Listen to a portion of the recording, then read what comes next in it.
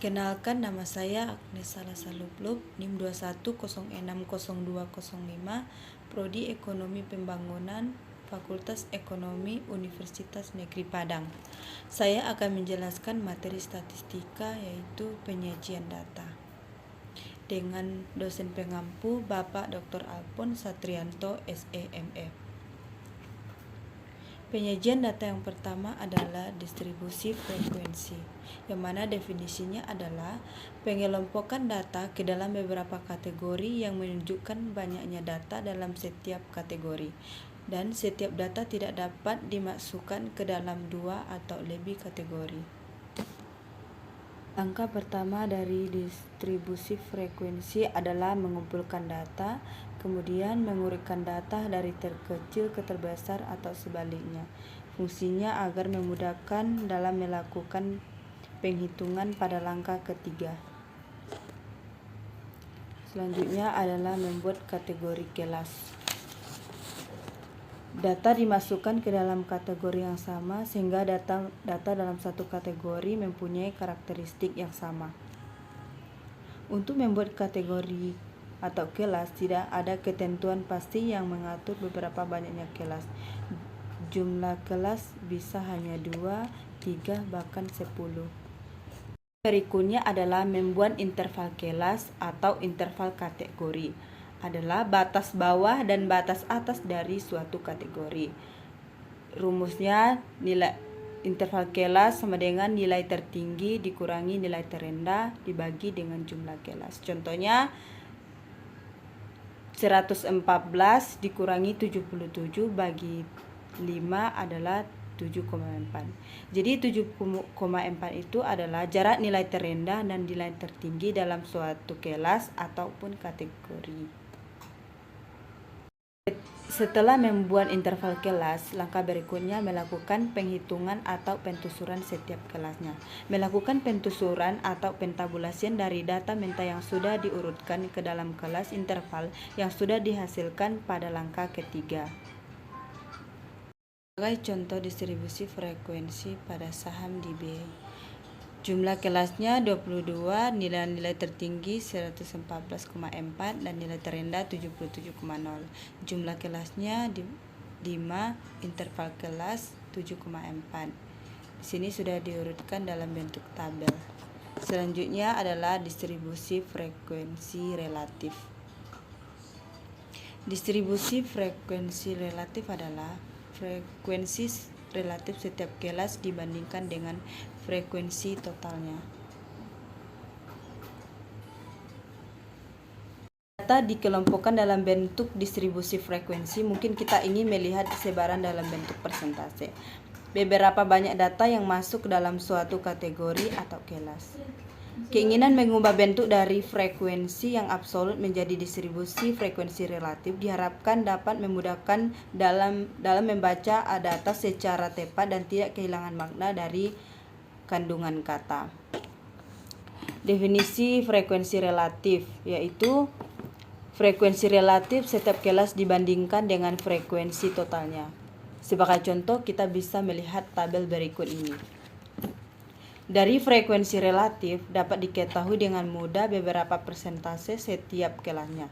Kelas pertama 17%, kelas kedua 22%, kelas ketiga 39%, dan kelas keempat 22%, kelas kelima 22%. Apabila investor ingin membeli saham pada kisaran 92,0 sampai 99,4 rupiah, maka ada 39% perusahaan yang dapat dipilih. Dengan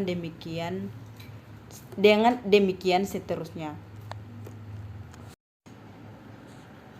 Berikutnya adalah penyajian data. Data yang sudah dikelompokkan dalam bentuk tabel distribusi frekuensi dapat disajikan dalam bentuk grafik supaya lebih menarik dan informatif.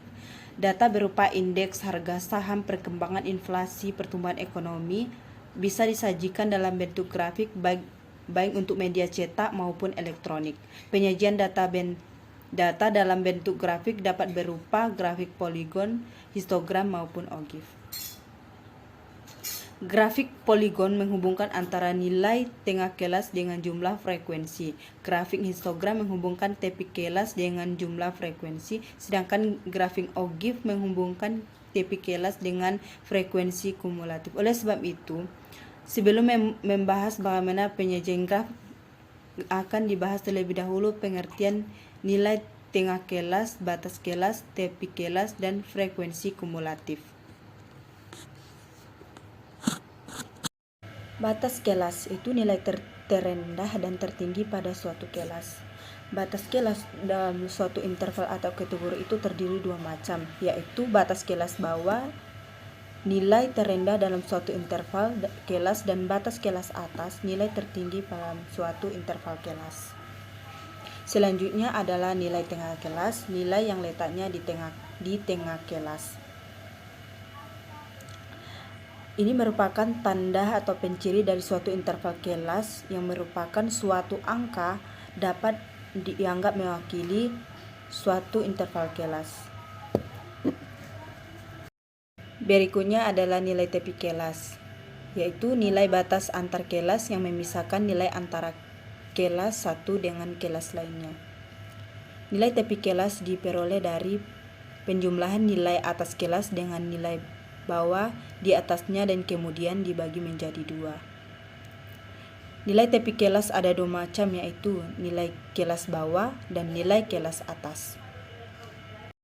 Berikutnya adalah frekuensi kumulatif, yaitu penjumlahan frekuensi pada setiap kelas baik meningkat ataupun menurun. Frekuensi kumulatif itu dibedakan menjadi dua. Yang pertama adalah frekuensi kumulatif kurang dari, yang merupakan penjumlahan dari mulai frekuensi kelas terendah sampai kelas tertinggi, dan jumlah akhirnya merupakan data. Yang kedua, frekuensi kumulatif lebih dari, merupakan pengurangan jumlah data dengan frekuensi setiap kelas dimulai kelas terendah dan jumlah akhirnya adalah 0. Berikut contoh distribusi frekuensi, yaitu nilai tengah. Contoh nilai tengah kelas seperti yang terdapat pada tabel berikut ini. Nilai tepi kelas, frekuensi kumulatif. Materi berikutnya adalah histogram. Merupakan grafik yang berbentuk balok di mana sumbu horizontal adalah tepi kelas dan sumbu vertikal adalah frekuensi setiap kelas. Berdasarkan grafik histogram, terlihat bahwa frekuensi harga saham dari 22 perusahaan mengikuti pola kurva normal. Frekuensi dimulai dari yang terkecil, kemudian meningkat, selanjutnya menurun. Grafik menunjukkan bahwa harga saham dari sebagian besar perusahaan berada pada kisaran 91,5 sampai 99,5.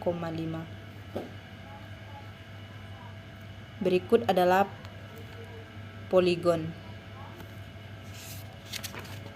Grafik berbentuk garis yang menghubungkan antara nilai tengah dan tengah kelas dengan jumlah frekuensi pada setiap kelas. Pada grafik poligon, sumbu horizontal merupakan nilai tengah kelas dan sumbu vertikal adalah frekuensi setiap kelas. Jadi kombinasi titik antara tengah kelas dan jumlah frekuensi setiap kelas dihubungkan dengan garis sehingga berbentuk poligon. Seperti pada gambar sebelah kanan. Kemudian selanjutnya kurva ogive. Diagram garis yang menunjukkan kombinasi antara interval kelas dengan frekuensi kumulatif. Berdasarkan tabel yang terlihat pada gambar berikut ini, merupakan jumlah perusahaan dengan harga saham di bawah 106,95 terdiri atas 18 perusahaan, sedangkan perusahaan yang harga sahamnya di bawah 91,95 terdiri atas 7 perusahaan. Dari sisi frekuensi, lebih dari dapat diketahui bahwa perusahaan harga sahamnya 106,95 terdiri atas 4 perusahaan. Untuk membuat kurva Ogilvy juga menggunakan frekuensi relatif yang disajikan dalam bentuk persentase, seperti yang terlihat pada gambar di bawah ini. Sekian dari penjelasan saya. Apabila ada kekurangan, saya mohon maaf. Terima kasih.